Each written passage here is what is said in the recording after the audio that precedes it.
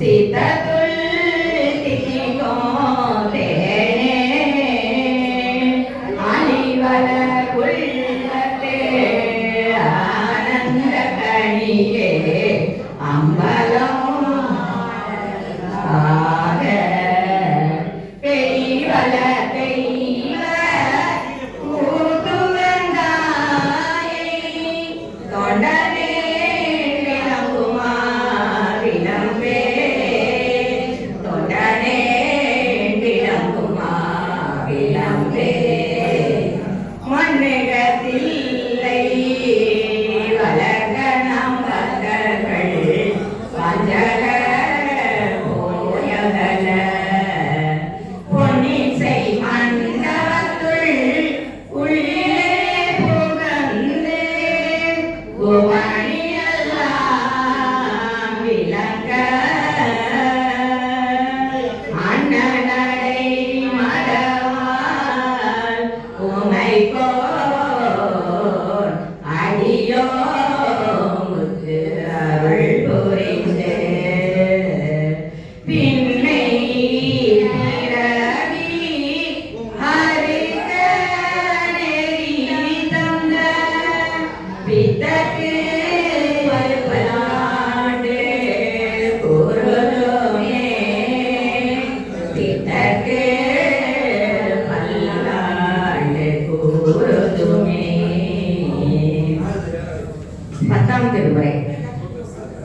அன்பும் சீலமும் இரண்டறிவினார் அன்பே சிவமாவதாரும் அறிகிறார் அன்பே சிவமாவது ஆரும் அறிந்தபினும் அன்பே சிவமாய் அமர்ந்திருந்தாரே. 11ஆம் திருமுறை. வண்ணம் எவ்வண்ணம் அவ்வண்ணம் வேறி பொழிந்திடங்கும் மின் வண்ணம் எவ்வண்ணம் அவ்வண்ணம் விரிசடை வெள்ளி குணம் தன் வண்ணம் எவ்வண்ணம் அவ்வண்ணம் மாவிடை தன்னை கண்ட என் வண்ணம் எவ்வண்ணம் அவ்வண்ணம் ஆகிய ஈசனுக்கே